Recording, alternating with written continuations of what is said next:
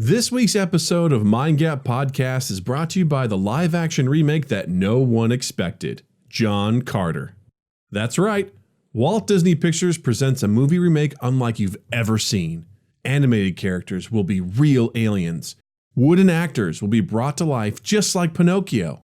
Not only are the original cast members returning to their roles, but they are actually filming on Mars. With a budget nearing $15 billion, this is a spectacle you're going to have to see to believe. John Carter hits theaters in January 2026, so pre-order your tickets now and enter the promo code MINDGAP at checkout to receive an autographed photo from Taylor Kitsch from the original John Carter film. Hey friends, I want to take a moment to thank the fans who've been reaching out to us on social media, YouTube, and Twitch. Justin and I love making this podcast, and sometimes we lose sight of the fact that people like you listen to our content, and we just want to say with full hearts, thank you. Hit us up on all social media at MindGap Podcast, check out our YouTube channel, and stop by our Twitch stream, twitch.tv/MindGapPodcast, to hang out with us while we record our episodes. We absolutely love interacting with you while we record. Also, it would mean the world to us if you'd hit that like, subscribe, and share button. Thanks again for listening and interacting. We love you. This week's episode is brought to you by Elephant and Castle, located at 185 North Wabash and 111 West Adams in Chicago, Illinois. Look, I know you're looking for that perfect English pub experience so you can grab some incredible drinks and tasty food. Elephant and Castle has you covered. They have excellent daily drink specials, happy hour Monday through Friday from 3 p.m. to 6 p.m., and some delicious-ass food for you to chew on while you watch some fucking sports. Come on down to Elephant and Castle at 185 North Wabash or 111 West Adams in Chicago, Illinois, and tell them that Mind Gap Podcast sent you. Merry Thursday to you! On this week's episode, I talk a lot about video games. Justin is a real pal because he let me talk about the recent controversies surrounding the release of Warcraft 3 Reforged. I also fill Justin in on a new game I recently found called Throne of Lies. We then talk about balancing in games and how sometimes playing a game where you aren't able to win at times presents a rewarding challenge.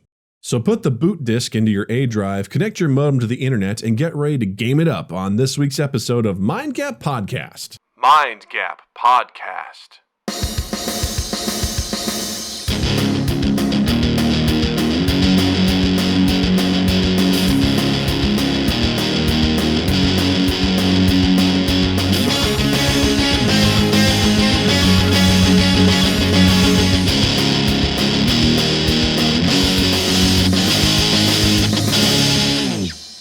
You gonna stop your watch? You're gonna stop your watch. You're gonna stop your watch. You're gonna stop your watch. You stop it. Yeah, Just stop it. You gonna stop your watch. Yeah? That's my lazy Jay Leto. Oh, yeah. Okay, now it makes sense. Now I understand. Do you know what I hate? What do you hate? Now that we're live, let's do it, man. Put it on me. I'm not a huge fan of calling blazers sport jackets. Yeah, let's figure this out. Let's figure this out. Thank you for yes-anding that, because I just had someone who's like, I need to get a sports jacket, but I don't want it to cost $400 or a sports coat, and I don't want it $400. I think sports coat's worse than sports jacket, because in my mind, a sports jacket or a sports coat is a Letterman jacket.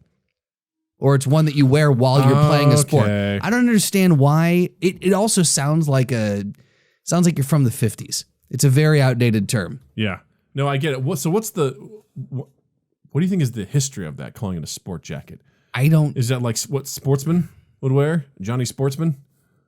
Well, I wonder if it's, because they would go out to, maybe it's not a full suit. It's not like a tuxedo, like when people get fully dressed up.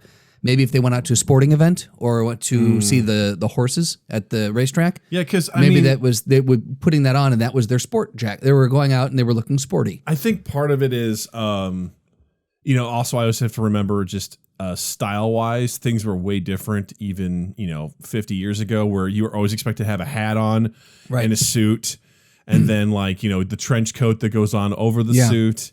And I'm so glad we don't do that anymore. hanging out clothes. Yeah. Were like slacks, trousers, and like button-up shirt. Down. Yeah. I'll put on some nice, like non-fancy dress clothes, Right. or dress socks and things like that. And we're like, oh, we're in polos and khakis today. Like, whereas that's what I wore every day at assignment test. Right. Right. Like and that was my official attire. your uniform. Yeah. My uniform. That was your uniform. It's crazy. But yeah, I just I had some reason that there's certain words or there's certain terms that are still said. I'd rather say blazer. But again, now I say blazer and that conjures up 80s references to me. You know what I mean? Like with the big shoulder pads and you got your blazer on. I don't even know what to call it anymore. What would you call it? I mean, I guess people around me call it a blazer. Yeah. Like in general. So I guess that's kind of what I'm going with.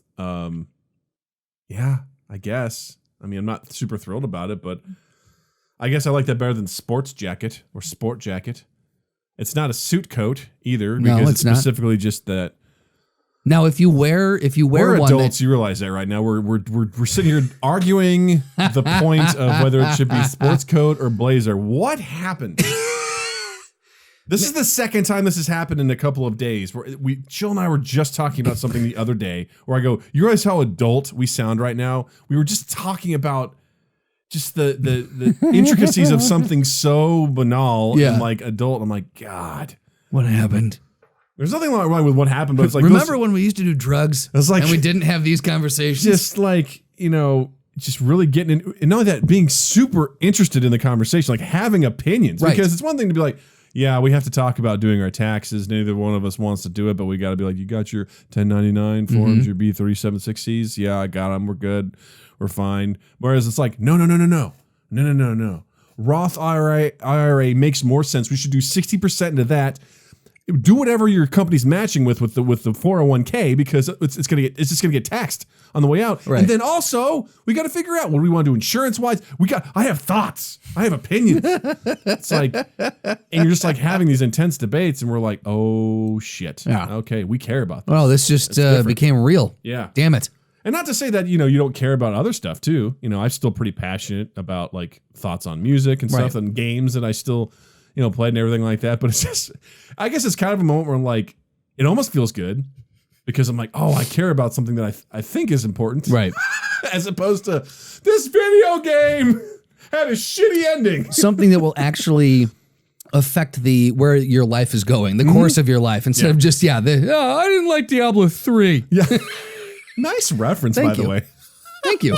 That will always stick out. Anytime anyone goes, if I'm in a conversation about like shitty video game sequels or like video games that disappointed, I always go, Diablo 3 was just a shit show. And they're like, well, why? And I'm like, Doug said so. Well, it's funny because I was going to save this for the minute, but it feels like this is a perfect time to talk about it. Recently, Blizzard re-released Warcraft 3. It's called Warcraft 3 Reforged, and the idea was that it was going to be a reimagining of the game that came out 17 years ago. So in the movie world, a reboot. Basically a reboot. Be starting it over. It looks nicer, like, they're going to have better graphics and everything like that. It has not gone well. It launched last week, and I've been playing the beta with my brother, and I've enjoyed it. Let me preface this by saying, like, this is like a profound game for me when I was growing up. I loved Warcraft 2. And then when this game came out, just early 2000s, I just remember playing the shit out of this game. Okay. Like, nonstop. I played it. Is Warcraft the one with did they introduce orcs and stuff? Yeah, orcs and humans and things like that. Yeah, World of Warcraft, obviously, based on that, in that realm and that universe. Yeah. And I love that game. I played it for years, way past the point of like it being relevant anymore. And at some point, I realized just recently, like, I don't know, a year or two ago, I was like, I want to play that game, but I realized I have it on CD, and I don't have a machine that has a CD-ROM anymore. Your big disco thing down here doesn't have a CD? Really? No, because I don't buy games like that anymore. So I was like, fuck, I can't play this game. And I could buy it from Blizzard. It was still like $20 or like $30. I was like, fuck you guys. There's no reason to pay this much. And then they announced they were going to do this Reforge, which I'm like, oh, cool. They're going to re-release it. Yeah. It's going to have updated graphics. It's going to be both the original game plus the expansion all in one thing. I'm like, fuck yeah, that's great. it's still going to have multiplayer capabilities. I was like, this is awesome. So I've been waiting all last year. I was like, I can't wait till this comes out. They were kind of very vague on when the game was going to be released. And then it was like, cool. Basically, New Year's Eve, it's getting launched. I was like, sweet. And then like a couple of days before, they're like, we're kicking it back a month. And I was like, that's never good. For me, I'm like, because Blizzard is known for taking a long time to produce a really good quality game. Okay. So, all right. So that didn't cause you as much pause as it would with maybe some other developer. Initially, I was like, okay. But then I was like, wait, this isn't a brand new game. This is a game that came out 17 years ago. That's like, what are you guys doing? Like, what, in only a month? Like, what do you need to tidy up there?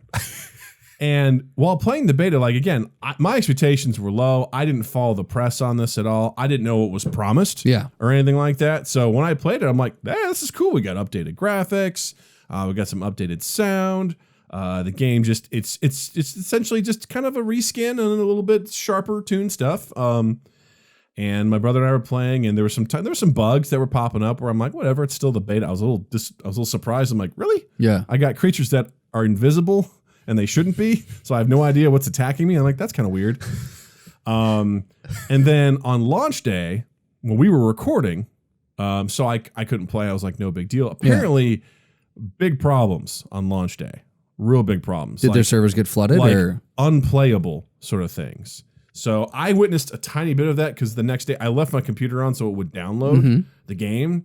And then when I came back on, I think it was on the following day, I just loaded up the game and I tried to start the campaign. And whenever it would try to load a map, it would immediately just close and say defeat.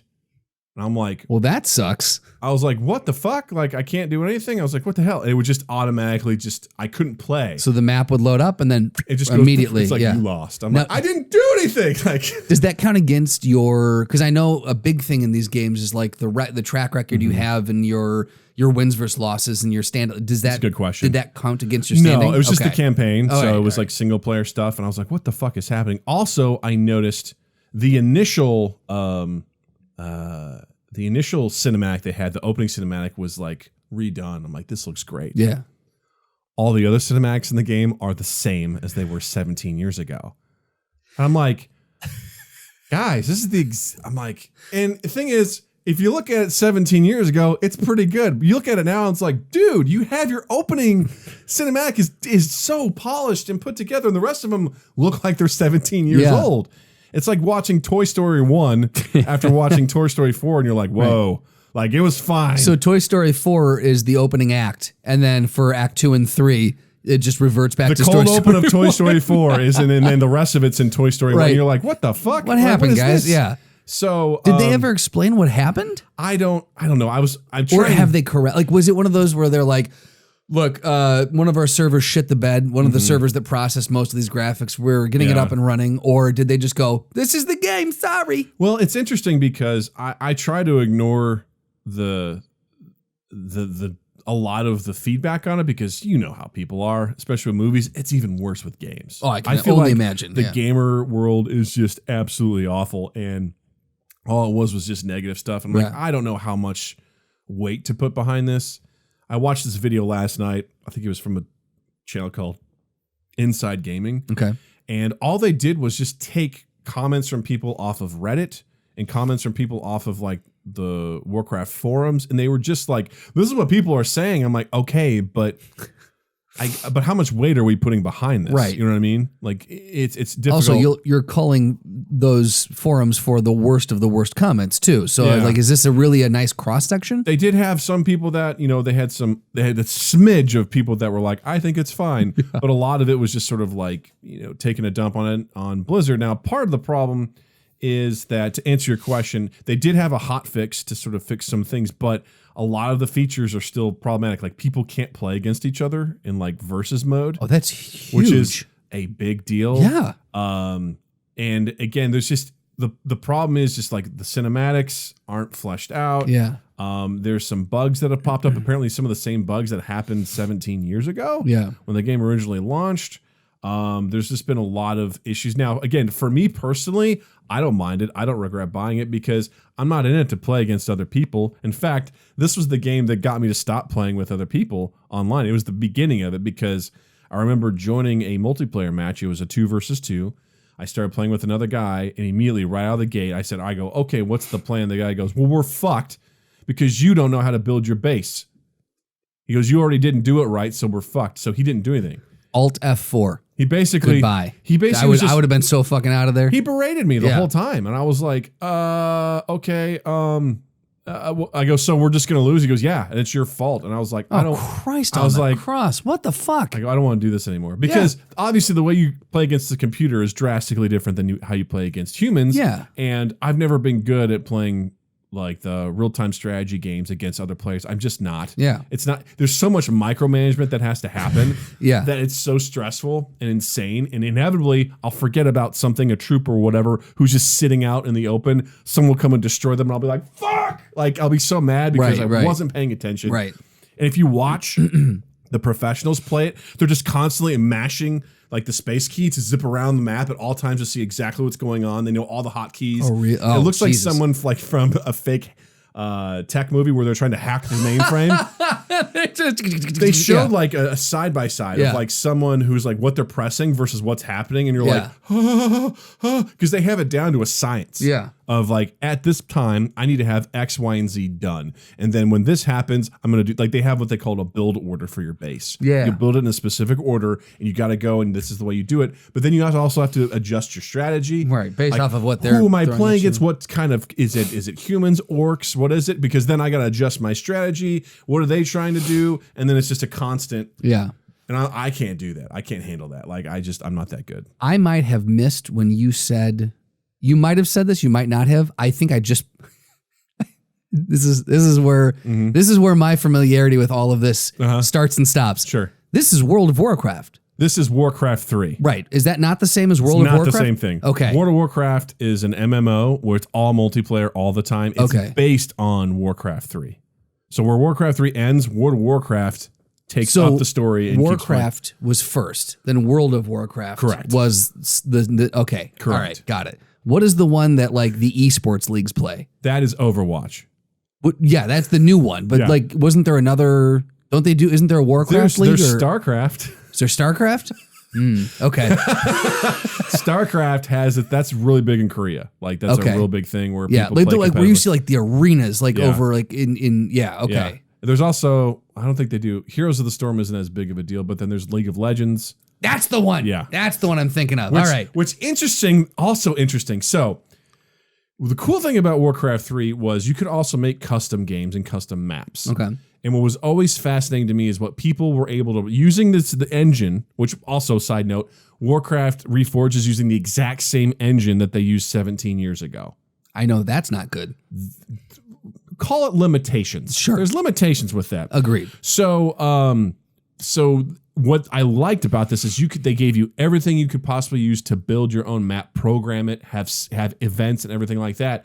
And that's actually where things like, I don't know if you've ever heard of Defense of the Ancients, or it's also called Dota. That's one of the common games. No. And League of Legends were based off of games that were built in Warcraft 3. Oh, wow. It became so competitive and so cool. popular that they became offshoots and their own separate game. Okay. In Blizzard's new terms of service agreement for Warcraft Reforged, it says anything that's built in custom games is Blizzard's property. That's amazing. That's amazing. To prevent that from happening because again. they saw these things flying out the door. They're like, son of a bitch. And because they didn't legally have anything against it. Because I'm sure they never assumed. Well, it's like the people who the first people in Hollywood who negotiated more points in the back end, and stuff, and they're just like or something. It only ever happens once, and then people aren't going to they're like, oh, we got fucked on this deal. Right? We're never going to let this happen again. Or the copyright stuff, right? Was it Dawn of the Dead or Night of the Living Dead? Yes. Common one. That was not, copyright ran out and then it became public domain. Absolutely. People could just use it any way that they wanted. Romero always was like, fucked up. Right. Like I made a mistake. Right. It is what it is. Absolutely. Yeah. And that's textbook example of like, don't ever do this again. Right. I'll take, you know what? You would pay me half what you would pay me. Just give me double the points in the back. And if this movie makes money, okay, Also, I'll take the merchandising. Right. Okay. Star Wars. Sure, why not? Yeah. Oh, sure, you can have the merchandising. Sure. Bullshit. Yeah. Go for it. It's like, okay. And then it goes on from there because they $4 understand billion what it is. later. Yeah. And this is one of those things where also tower defense games became really popular with Warcraft because people built those games in there. That's where I became obsessed with tower defense games. You showed me a couple tower defense games that actually... I'm okay with tower defense games. I love tower defense games. Not, I can not play that okay in that I'm good at them, but okay with like I'll stomach them. Yeah, I love them just because I love the strategy of like trying to plan to see what comes next and then building, upgrading. Like it's like a puzzle piece that's fun. Yeah. So all this stuff got built in through that custom game, and things like League of Legends and Dota all spawned from those custom games from Warcraft 3. Yeah. And to see Blizzard be like, by the way, moving forward, you guys can't take any of that. But in general, the reaction to this has been pretty negative. Yeah. Again, for me personally, I'm fine with it. My brother and I were playing last night. We were talking, and he said, he goes, I'm thrilled I just get to play this game again. He goes, this is one of my favorite games.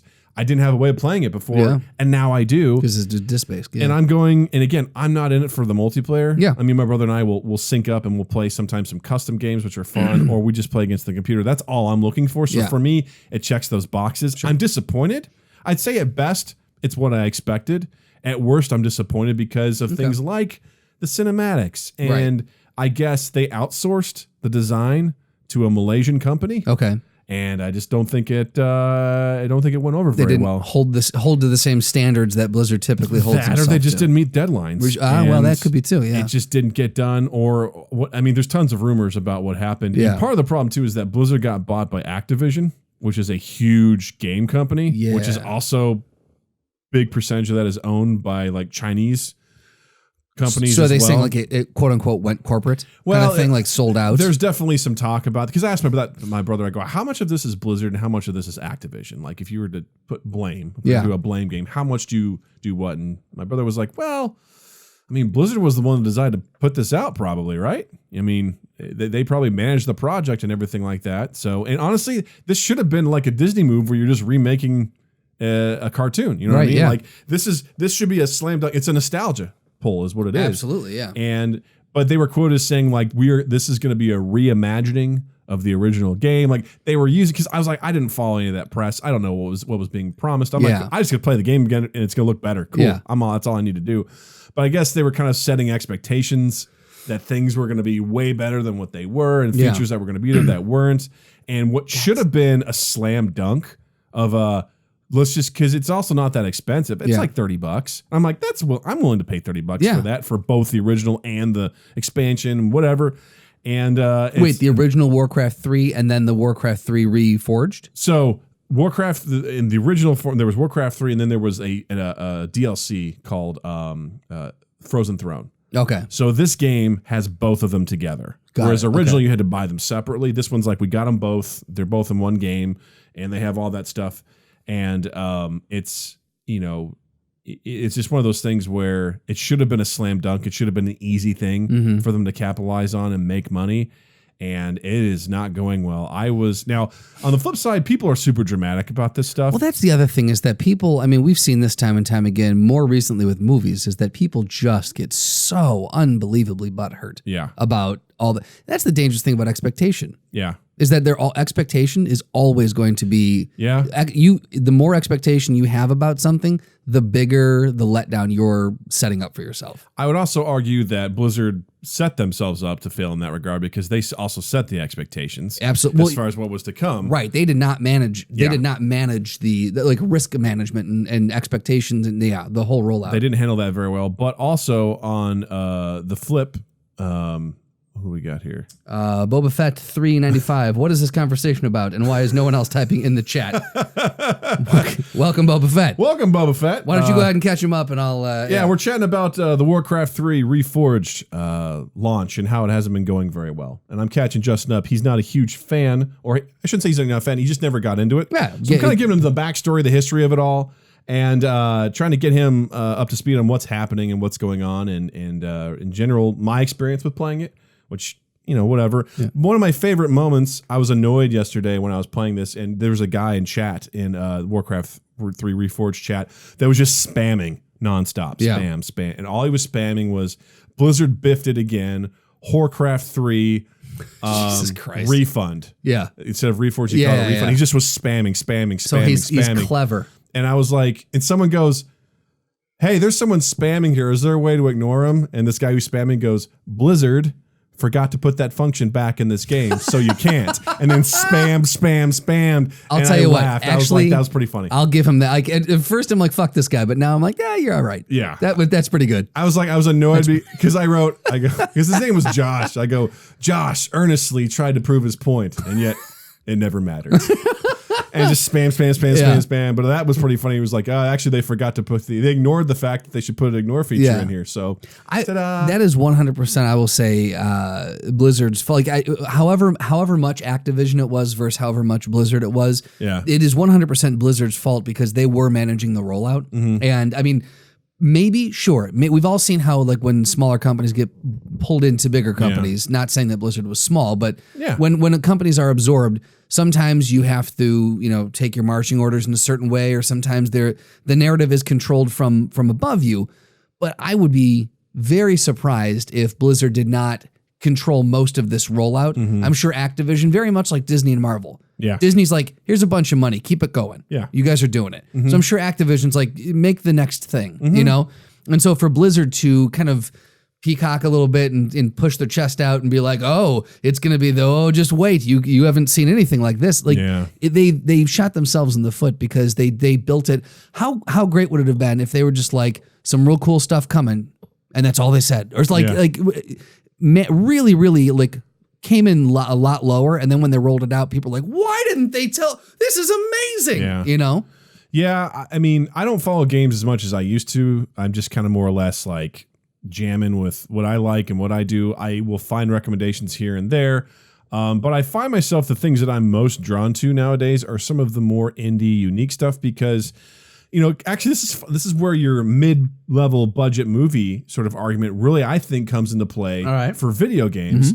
because you talk about storytelling, features, playability. I think the indie developer in video games is the place to be right now because the unique way you can approach things now. I mean, honestly, it's fascinating what people can do because when I look at like your big blockbuster games, I probably look at that the way that Drew looks at big blockbuster movies. Sure. As I look at it as like there's a lot of spectacle, but what do you get out of it, right? And that's where like the things like Call of Duty and those kinds of games where I'm like, I'm not interested. I'm not really into first-person shooters. Right. Occasionally I am, but I go back to my old favorites like Team Fortress 2. Sure.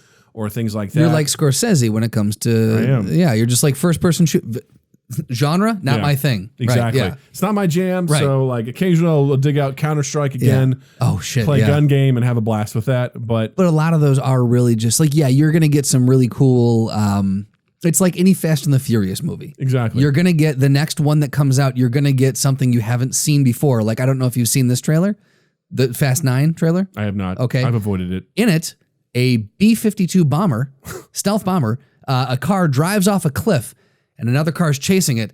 And this stealth bomber comes blowing right over and it drops this like clamp thing, catches the car midair and flies it away.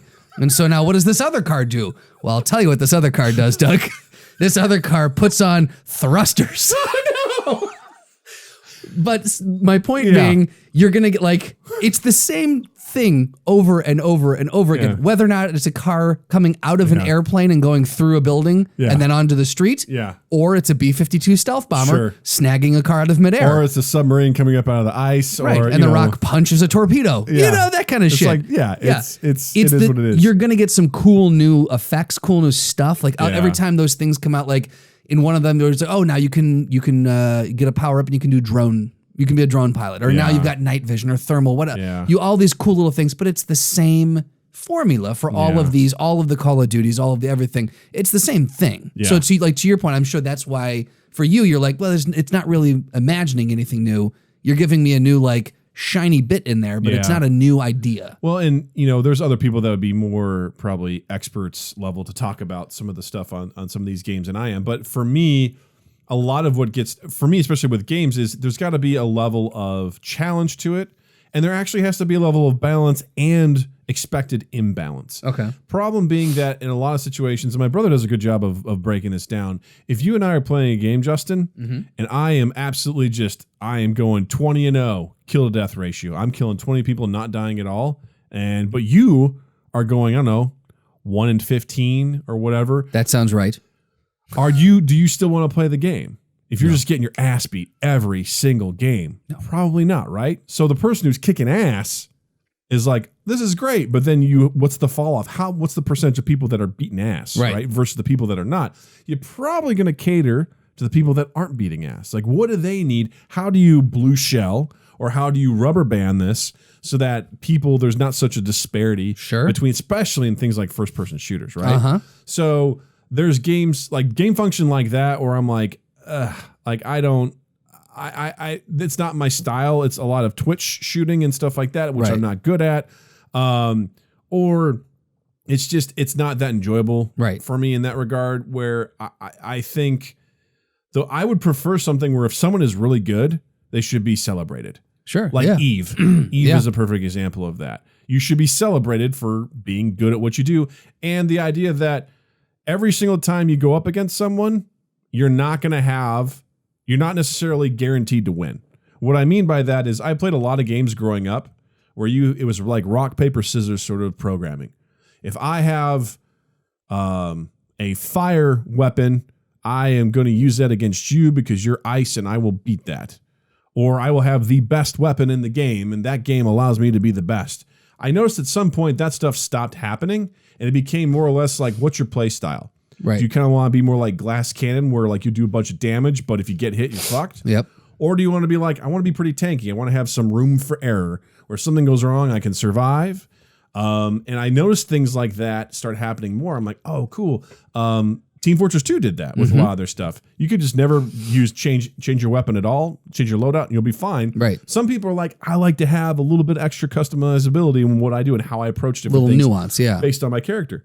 And I appreciate that. And I also appreciate the fact that games like, I'm thinking of World of Warcraft. It's fun. It's a fun game. But, there's situations where they've tweaked it to a point where a lot of times it's like some people are like, oh, I can't beat this class. And I think it's dumb. It's like, well, I mean, should you be able to, or should you just get fucked if that's the case? If that happens, you're like, fuck, I'm done. Like, that's how it is. And, I played World of Warcraft and I was a magic user. I was a mage.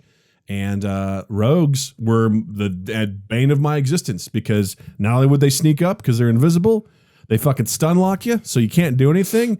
You try to do something, they have a way of like vanishing and going invisible again. Like the spy. Exactly. Yeah. It's exactly like this. I'm like, it will be so difficult for me and my playstyle to defeat a rogue one-on-one. Sure. That's not how and if you think about what it is, you got a guy wearing cloth, wearing a robe, using magic spells versus a guy with a couple of daggers, maybe 2 swords, who sneaks up behind you, who's wearing like medium armor. He's going to fuck you up. If he gets close to you, he's going to fuck you up. Right. Now, the thing is, if I can catch you from a distance and you're not invisible, I got a shot. Yeah. It's not guaranteed, but I have a shot because I can hit you before you get to me. I can put some things on you so you can't go back invisible. But if you get the jump on me, it's like a throwdown. I'm fucked. I'm done. There's no chance. No chance. Same thing. A rogue fights like a warrior or a paladin who has heavy armor. The rogue's probably going to get fucked up because you're going hand to hand with someone who has a 2-handed weapon. 100%. Yes. They're going to hit harder. Right. They're going to have more health. Like they're going to be stronger. Now there's opportunities to potentially, make that happen, but the conditions have to be perfect for that to happen. So I guess my long-winded thing of what I'm saying is I'm getting very excited as I talk about this is imbalance is good in games like that. It should happen. And I commend video games that allow people who understand the game and the mechanics, not cheat, not be cheap fuckers or anything like that, but people who are just good at the game to excel and be rewarded for what they do. I hear you on that, but like to play devil's advocate, like what about the people who, so for you, like you've said that you're not a huge fan of the multiplayer functionality. You like to play the campaign. So for you, does it not get frustrating if someone's on a tear and you're like 1 in 15? Oh, I mean, the way I look at that is when that happens, it's super frustrating. It's very disappointing. Kind of like For Honor, Boba Fett, great reference. Totally, man. Yes. For Honor is a perfect example of that. I played that game briefly when it came out. And essentially the game, it's a combat game where you are like a Viking, a knight, or a samurai. And there's like subclasses, and they've since expanded it and whatever. You and I talked about this when it first came out. You actually wanted me to play it. Yeah. Because I totally remember this now. Man, if we could get another Justin Plays Video Games up, boy, that would be fun. But that game was intense in a sense of like, that game was incredibly frustrating. Yeah. But when it was going your way, it was the best. It was very satisfying. The absolute best. But I played that game and I would get so fucking frustrated. Right. Because there were certain times or certain classes of people that I just couldn't figure out. I couldn't beat. And I was not good at the game. Let me preface it with that. I was not good at all.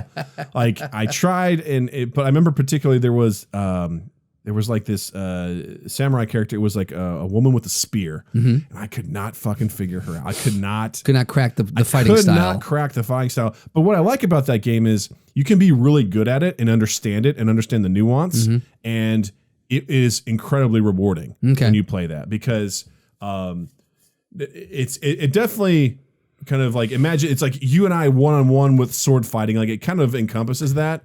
You're good. Thank you, Boba Fett. He's like, oh yeah, she was really hard to kill. Absolutely. Like I was like, fuck, I can't do this. Right. Because it gets you from a distance. They also poison you. It's all sorts of shit.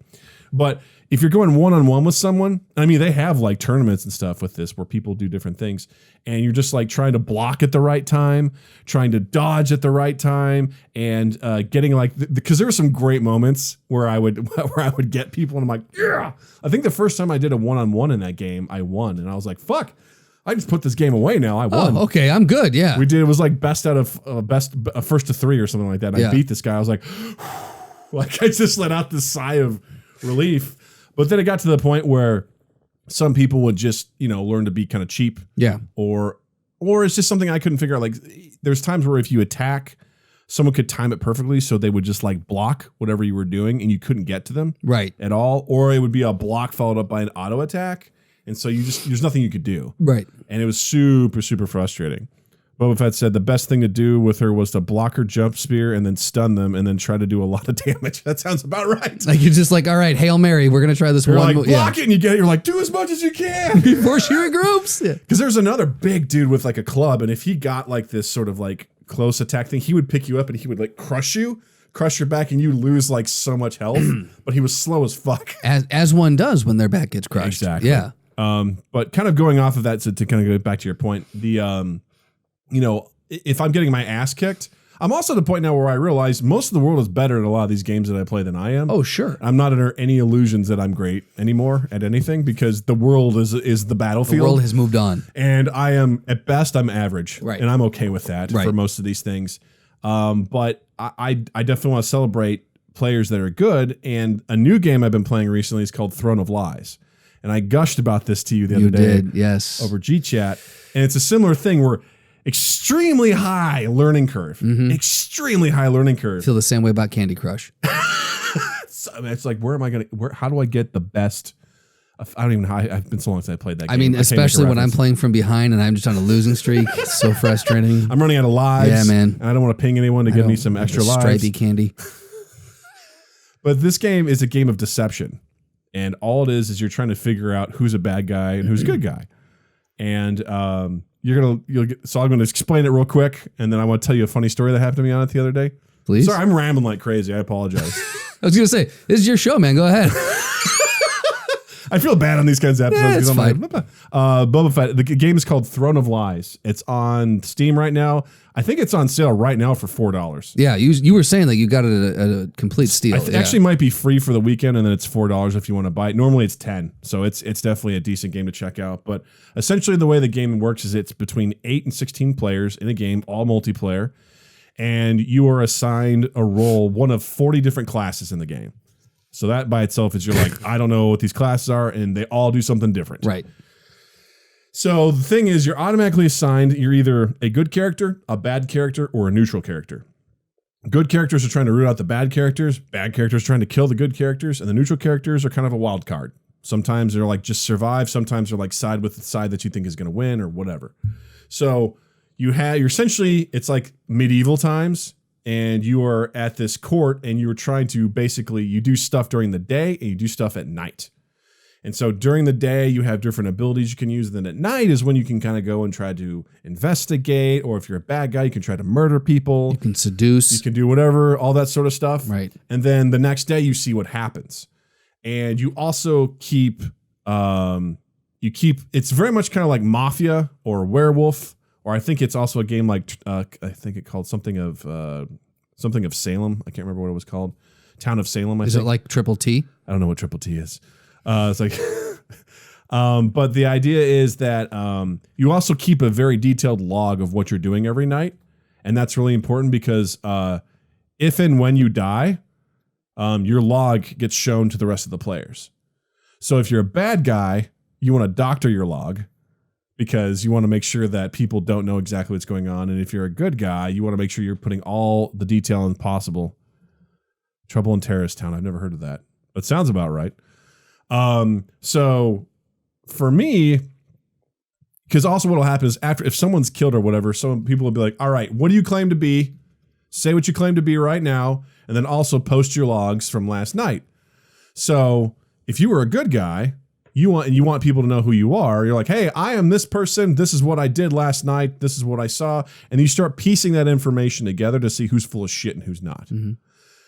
So my third game of playing this, I start out as the cult leader, which is the head of the bad guys.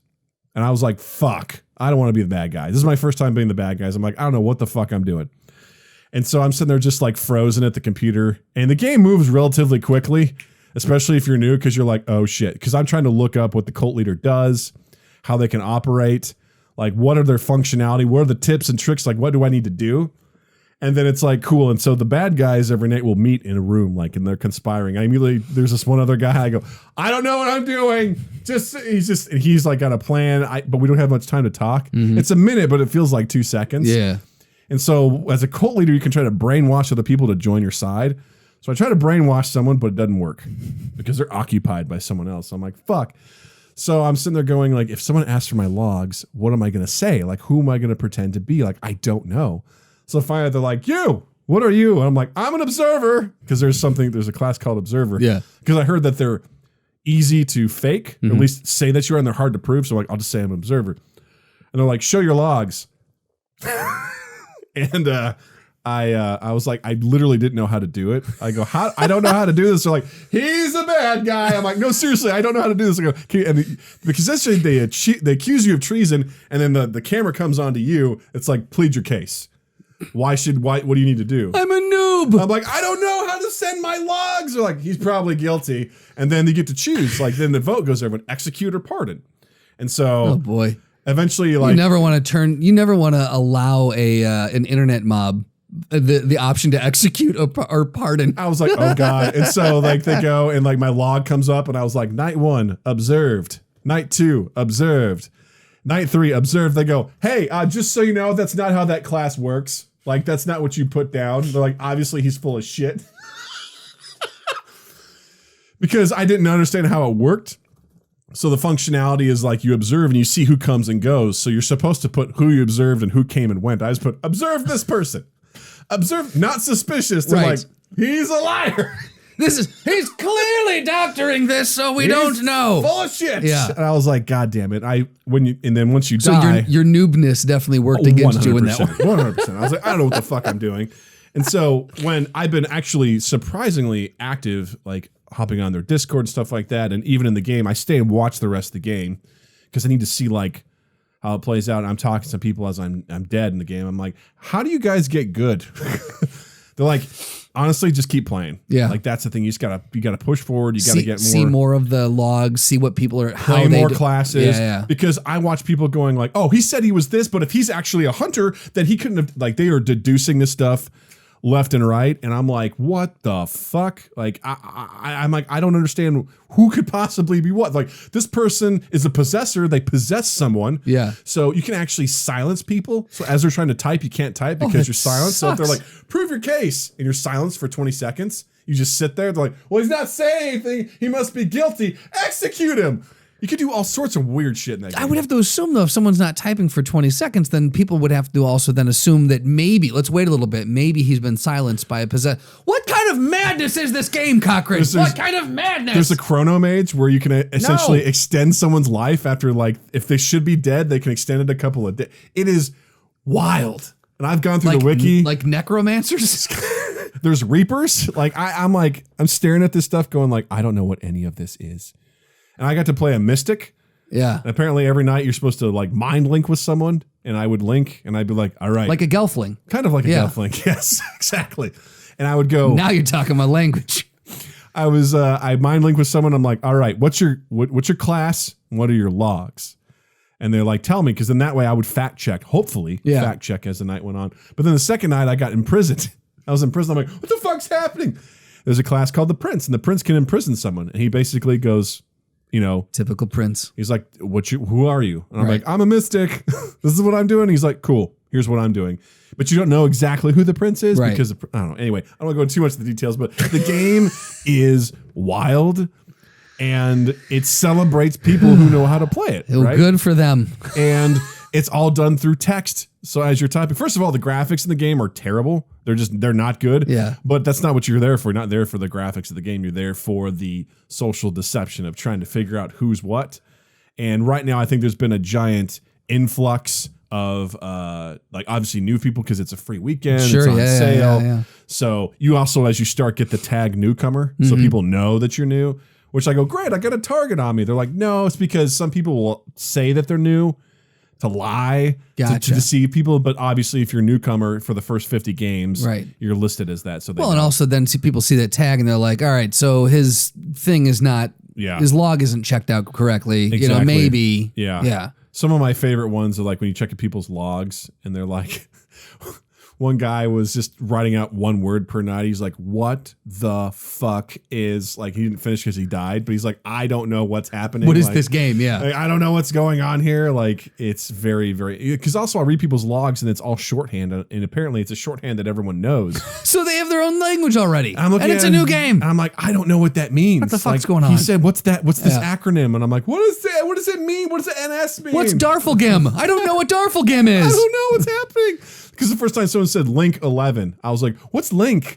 And it's a mystic saying they linked with player 11 and everything like that. But I was like, that was the first game. I'm like, what's link? Right. And then God forbid if I'm ever the fucking king, there's a king every single game, and the king is responsible for like setting up. You could be a good king or you could be a bad king, and you have to essentially run the court. And I'm like, God help me if I'm ever the king. I'm going to be like, fuck, man. I feel like, to your point, when you initially told me about this game, I feel like this would be a game that I would enjoy purely for the sense of letting my nefarious side just run free. Yeah. And just letting, like, fucking everybody up. Because what I want to do is ultimately, I want to play it more. I want to get a better handle on it. And what I want to do is I want to get more people that I know in the game so I could do a game of just people that I know, because I think that would be incredibly fun. We get everyone on like Discord or Skype or something like that, and we're just like talk shit to each other,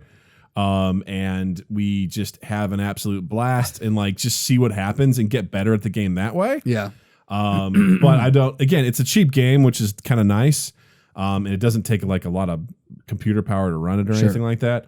So, but I love shit like that. Yeah.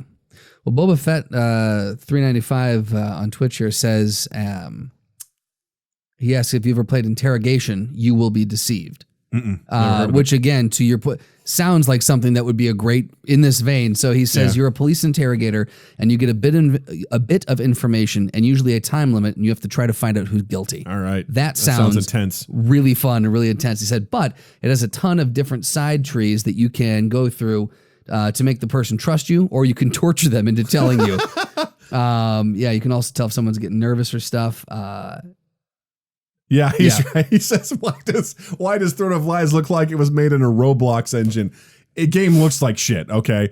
But again, it's not about the graphics. So it's free to $4. Yeah, it's 100% about the gameplay. Like when I saw the screenshots of it, I'm like, what the fuck is this? Right. Like, this looks like dog shit. But again, it's less about it's one of the few things where I'm like, I can completely ignore the graphics. Right. Just to enjoy the way the game plays and stuff like that. But yeah, you're right. I think that's a great way of describing it, the Roblox engine. I'd be curious to check out that police interrogator game though too. That sounds very interesting because you could again go very, very good cop or very, very dark with the torturing. Again, these are the types of games that are interesting to me now. There's a game called Keep Talking So We Don't Die. And essentially, it's one person is looking at a bomb that they have to defuse, and the other people have the instructions on how to defuse it. And so they have to communicate with the people that have the instructions to the guy that has the bomb. And you're like, snip this wire, do this, do that. And you have 5 minutes to do it before the bomb blows up. Shit. And it changes all the time. And it's like, it's complex, but it's like, that's a cool, fun game to play. Okay. You can play it with multiple people on Steam. I saw it was like $5 the other day. I'm like, but again, I'm like, I gotta play with people that I know. I'm not playing with randos. Right. Like, that's not how it's gonna work. I'm not gonna get shamed again. There's a lot of games out there where I'm like, God damn it, I wish I had a core group of people that I played games with like regularly. Because I have 1 or 2 people that I game with occasionally, and it's always fun. We have a blast. But I'm like, if I had like 4 people that I could be like, hey, woo, come on in. Yeah. And we're checking that stuff out. And like, because a game like that I think would be so much fun. Yeah. The Throne of Lies would be so much fun. Oh, Keep Talking and Nobody Explodes. That's what it's called. Thank you for checking me on that. That's what it sounds like. Something like Keep Talking and Nobody Dies. Same thing. But games like that, I'm always like, or the Jackbox games that I've seen, where you don't know Jack. Oh yeah. And they're like, they have just a whole bunch of stuff that just seem really silly and fun to do. That's kind of like, or even just Tabletop Simulator. Like, that game is awesome. If you can get everyone in there and everyone's not antsy in their pantsy. If you get everyone in there, it's a good time. If you get everyone in there and then once you get him in there, if Sam behaves himself. Well, Sam has a new computer now, so I'm hoping you can try something out like that. Again, you get him in though, and Sam played the role of Justin quite well. He was the best. We played a game of Tabletop Simulator. We were trying to get something to work, and we almost played a game of Tabletop Simulator. We kind of did. I wanted to try out a particular game. Yes, Boba Fett, I have played Risk, the game that leads in people punching each other in the face. I have not. Don't play a lot of board games. God, I play Scrabble sometimes. That's fun. Right. Okay, we'll get you. Played Chutes and Ladders. Awesome. Candyland was a good one. Boo. Don't Break the Ice. Hungry Hippos. Yep. The other ones. Yahtzee. Yahtzee. But we were playing a game of Tabletop Simulator. I think I was trying to get you guys to play Dungeons and Dragons, like the board game. I think it was. Because again, I think we started out playing poker. I think. Well, we ended up with poker. Oh, that's true because we couldn't. Oh, that's right. Because Sam couldn't get into the server you set up for that, so we went to just a basic level. For whatever reason, he couldn't load the custom games. Right. So then eventually we went to poker. We're like, all right, let's play. And Sam didn't understand that this is a game like. Where it's a virtual game where you have to deal the cards and you have to pick up the cards, and Sam's just like, it's letting me take whatever I want. He was like reaching over, grabbing your chips and grabbing my cards. He's knocking stuff over. I was like, Sam, what are you doing? He's like, it's letting me do it. I'm like, I know, Sam, you're throwing the cards off the table. I go, Sam, it's like we're really there. He goes, but I can't punch you, and if I can't punch you, then it's not real. I was like, okay. God bless Sam. Oh my God. Risk should be named How Much Can You Manipulate Your Friends? Risk is one of those games where Risk and Monopoly, I feel like if you're friends with people, you won't be after you're done playing these games. It's definitely a game of, it gets contentious. It does. One of my favorite stories was my brother was playing Risk with some friends, and my brother had a chance to win, and a guy who didn't was completely out of the running, decided to attack my brother. And my brother was like, why are you doing that? I was like, because I want to. And it fucked my brother over, and they got in such a heated argument that they flipped the table over and like got in a fight, like a fist fight. Well, here's the thing. I will say that any illogical move does infuriate your brother. You want to piss my brother off? So the guy should have, if the guy knew your brother in the slightest, he should have seen that coming. There was this part of your spirit was in that person that did that. Like, why? Because I want to. Who else? Why wouldn't I attack? You are the person that's in my way. Right. Like you are the contender. I should go for the top, should I not? Right. You know, my brother's like, but if you you can't shoot win. for the moon and you miss, you still land among the stars. And that's why I want to play. That's why I want to play like this Throne of Lies with you, because I'll be like, I don't know whether to, because that's the thing too, is like you have to try and figure out if people are good or bad. And here's the thing. You may be good one round, but then you're bad the next because you get converted. Yeah. Or whatever. Sure. So it's a crapshoot. And the thing is, there's certain people that I want to play with like that, and you are one of those people. Thank you. I appreciate that. Wild card and that X factor adds a level of entertainment to me. My friend Colby's the same way. Like, I just don't know what to get, and I'm always thoroughly entertained because I need that person who's going to be like, I don't know, man. I'm like, how do you not know? Like, I don't know. Colby and I are chaotic neutrals. You guys, that's 100% what you guys. We are chaotic neutrals. That or chaotic good. I can't tell. One of the two. Right. Well, I was going to lean towards chaotic good, but I'm like, there's definitely times when I just want to fuck someone over. We're just like, let's see what happens. Yeah. And that's I'm going to push it a little more today. Yeah. I think that's absolutely amazing. That's so much fun. There's a new game. It's free on Steam this weekend as well. Oh, really? That I wanted to play with you, and it's called The Throwdown. Woo! Time for the throwdown. Oh, it's time. Oh, wait, hold on. So Boba Fett 395 says, bruh, one of my favorite tactics to manipulate two of the weaker people to attack each other when they are both weak or one is dead, I finish them off. It always works, even if they realize I've already done the damage. I love the fact that you're the puppet master. You're pulling the strings going, hey, you two weaklings, fight each other. Great. Now one of you is gone and I can... he's just right there on your border. Right. I He can just take the other one. Time. He's like, he's right. He could be there at any time. I should attack. Good. Boba Fett, the puppet master. Good. So how familiar are you with Warcraft 3 characters? Very familiar. Oh, geez. Did you pull up some stuff? This makes me so happy. Fantastic, I'm Doug. very familiar. There are, first off, far too many characters in this game. There's, like, I'm scrolling. It's not stopping. Yeah. So, I mean, I picked two randomly that I thought looked about size-wise similar to each other. Boy, I hope you picked two of the... Question mark? I'm already, like, shirking back in my confidence. Like, I think I know everybody. Like, I know most of the characters. There's an insane amount of people. But this person, after opening up their own thing, this person seems like one of the main characters. So I'm pretty sure you know Thrall. Oh, yes. Okay. Thrall, yes. So Thrall, he has a little, like, Mjolnir-looking thing with lightning coming out of it in this picture. He does. And then couple Doomhammer. The Doomhammer, right. I was going to say that. And a few thumbnails down from him, we got Malfurian Stormrage. Yes, I know who that is. All right. So I'm looking at Thrall versus Can you say his name again, please? Malfurian Stormrage.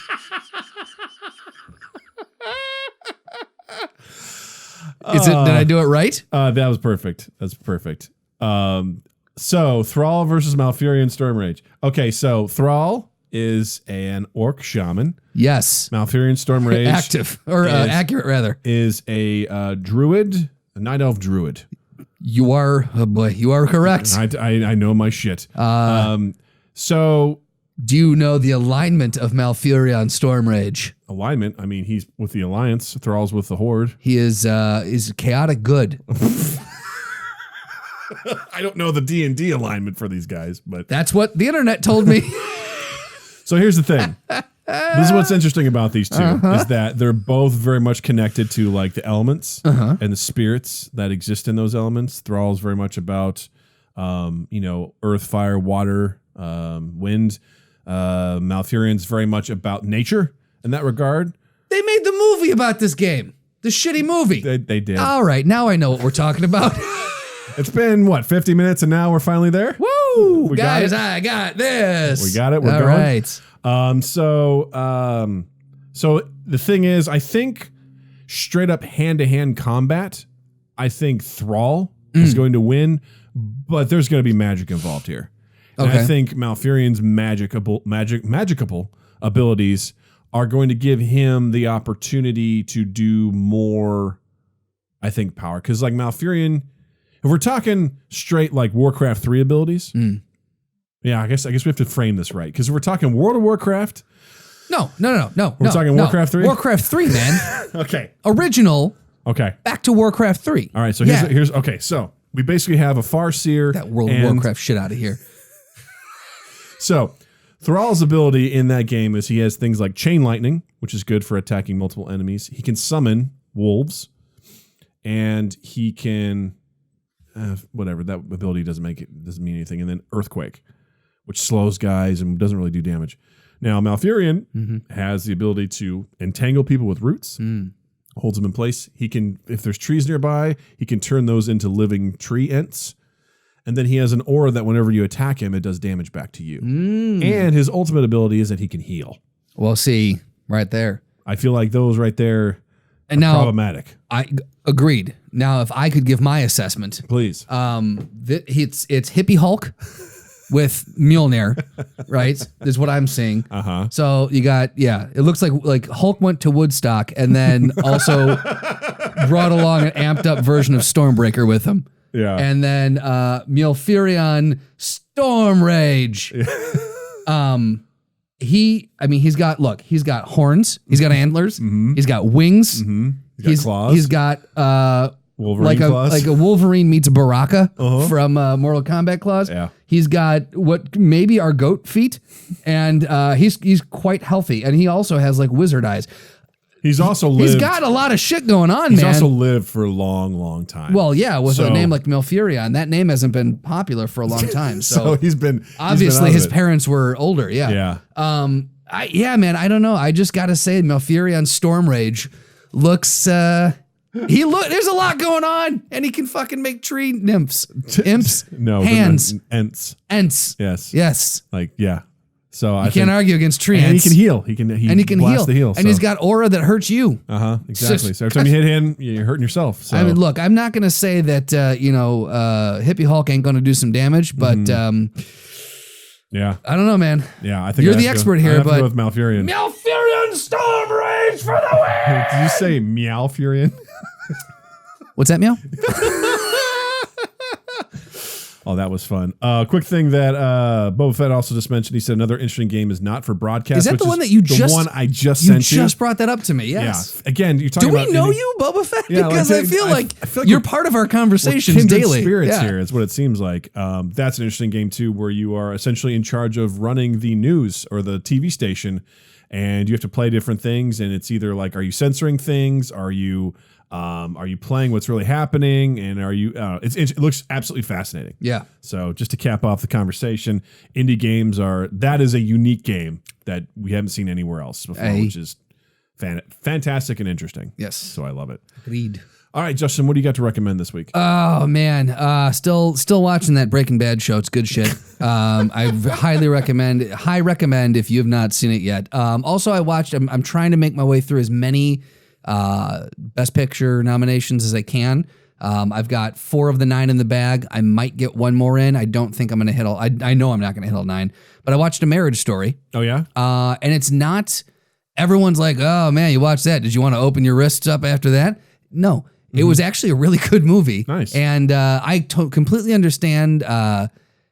People. If you, it definitely has some moments where you could cry at. But I actually cried at Little Women. Did not cry at this one, but I still loved this one. Yeah. So it wasn't as terrifyingly daunting, intense as everyone kind of made it out to be. You're really watching two people. It feels like you're really watching them go through it. And it's interesting to see the process and how society is nowadays and what can be considered, admissible and not. It's really interesting. So, and fucking knockout performance by Scarlett Johansson and Adam Driver. Nice.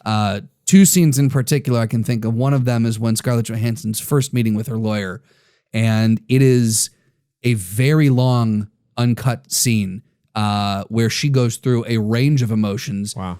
Cries multiple times, goes to for her to pull that forward was stunning. Wow. So she really nailed that. And Adam Driver's just a fucking powerhouse. I love him, right? I'm in an Adam Driver mood right now. So high recommend Marriage Story. Yeah, and that's what I had. Something else I know I watched, but I can't remember it now. So we'll wait for next week on that one. Cool. What about you? Well, I mean, I want to shout out to another podcast. Yes. You Haven't Heard This Music podcast. Great group of guys over in the UK who essentially highlight artists and musicians who you probably haven't heard, most likely haven't. We're actually going to be doing a guest spot with them. We're actually going to record that today. Super excited about it. They're really cool. And this is totally the podcast I would have done if I was in college. Yes. When I was just balls deep. This would have been music, up your alley, yes. And I would have been like just highlighting whatever I could. They go and they interview these artists. They play their songs. And they also do something cool every week where they put it out there on Twitter. They say, hey, if you've got a single or you got some music you want the world to hear, send us a tweet with it. And then they randomly pick one of the comments. They say pick a number between what and how many they are, and they pick one. They play the song. And they just see what it is. Yeah, it could be good, could be bad. They don't know, and it's really cool. I love how they celebrate just music in general. They celebrate artists. They take time to do like 20 to 30 minute interviews with them. Yeah, it's really fucking cool. So check it out. You haven't heard this music podcast? Really good group of guys, and we're going to be excited to be guests on that very soon. Very much so. Yeah. So. Gang, thank you so much for watching. Don't forget to always follow us on our social medias at MindGap Podcast, Facebook, Twitter, Instagram. Also, check us out on Twitter. Boba Fett, thanks, man. You were super awesome. This we just podcast. Got to follow, so thanks, you, man. Appreciate it. This has been great. Check us out on Twitch, twitch.tv/MindGap Podcast. We always enjoy chatting with you while we record this stuff. And also, don't forget, we post our episodes on YouTube and look for our other videos there as well. Justin exists digitally also. That's right. On Twitter and Instagram at Justin_Michael, spelled Mikel. It's the fun way of spelling it. And while you're in the online realm, check us out on Apple Podcast, on Stitcher, Spotify, and Google Podcast, wherever you can consume the podcast. You can share us around, rate us, review us, subscribe, all those good things that we love when you do. And then 2east8th.com/mindgap, and just follow 2 East 8th in general for some fun stuff that we got coming up in the next few months. Yeah. All right, Justin, thank you. Douglas, thank you. Twitch, thank you. And listeners, thank you. And have a dandy fucking week. MindGap Podcast.